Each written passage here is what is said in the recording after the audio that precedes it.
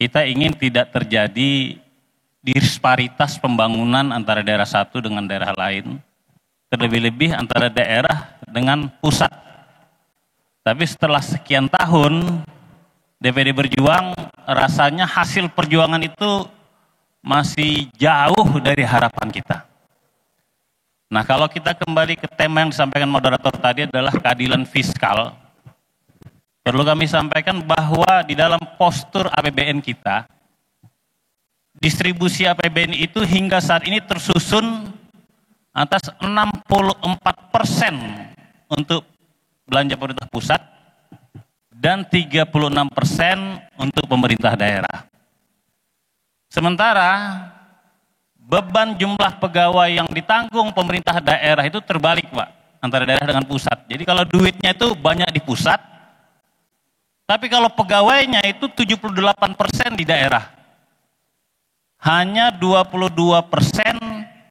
di pusat.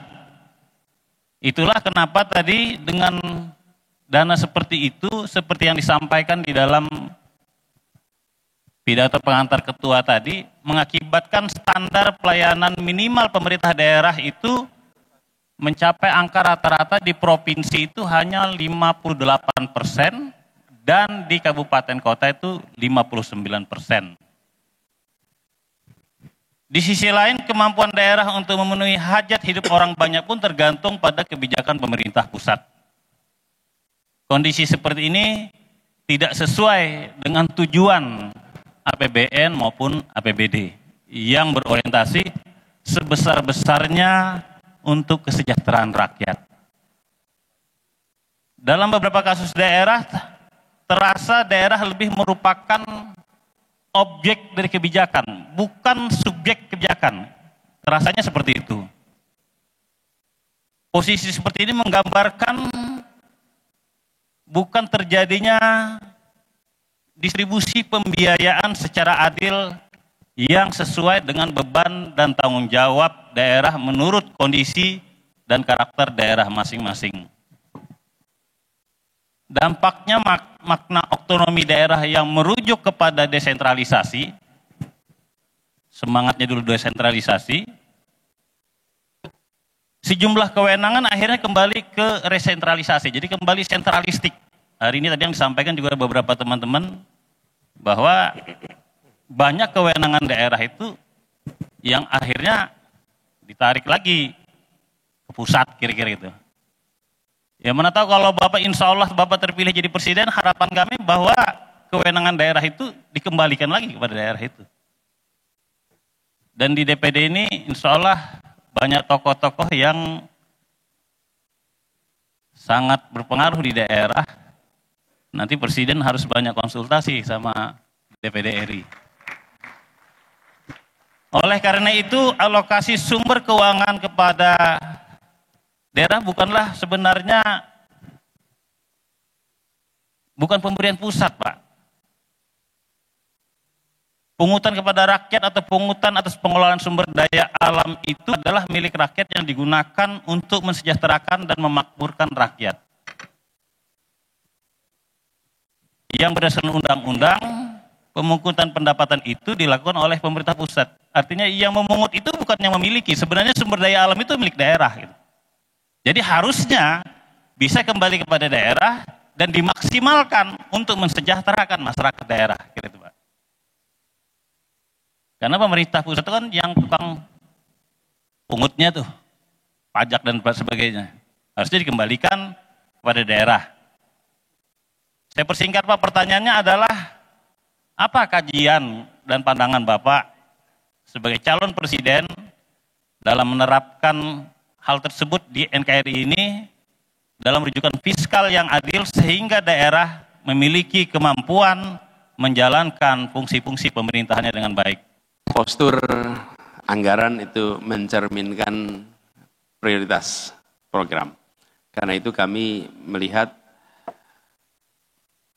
kita harus membereskan akar masalahnya, kalau saya boleh usul Pak Mahyudin. Akarnya, gejalanya yang nampak adalah porsi anggaran daerah dengan porsi anggaran pusat yang tidak berimbang. Kami memandang itu sebagai gejala. Tapi problem utamanya adalah pada program pembangunan daerah yang disusun bersama, tidak sinkron dengan apa yang mau dikerjakan pusat, dan yang tadi Pak, tidak ada kesepakatan. Kami tadi bercerita sebagai yang pernah mengelola di daerah, merasakan betul bahwa apa yang menjadi kebutuhan daerah, program di daerah, itu tidak pernah bersama-sama diselesaikan dan dibahas dengan pemerintah pusat. Yang ada hanya menelisik anggaran sesuai dengan aturan Kemdagri atau tidak. Ketika RAPBD itu masuk, lalu sudah diketok di pleno DPRD, maka dia dikirim ke Kemdagri, di situ akan dicek kesesuaian dengan ketentuan. Tapi tidak dibicarakan tentang sinkronisasi. Apa yang sebenarnya jadi masalah di daerah itu, apa yang jadi prioritas pemerintah, yang kemudian diterjemahkan dalam postur anggaran, dibagi mana anggaran beban di daerah, mana beban pusat. Jadi kami melihat penting untuk mengkoreksi postur ini seperti Bapak sampaikan. Kalau boleh usul kami diteruskan sedikit, yaitu dengan mengkoreksi juga programnya, supaya postur itu mencerminkan program. Karena kalau tidak nanti kita terjebak angka prosentase seperti seperti undang-undang soal pendidikan. Dikunci kita di 20%, posturnya ditetapkan, tapi isinya tidak dibahas dengan serius. Apa yang terjadi? Banyak urusan dimasukkan ke kantong pendidikan, ke item pendidikan. Sementara pendidikannya sendiri malah justru dalam perjalanan waktu tidak dapat porsi yang sesuai. Kenapa? Karena kita bereskan angkanya, tapi kita tidak menyiapkan kesepakatan programnya. Jadi kalau boleh kami usul, kami teruskan pada itu.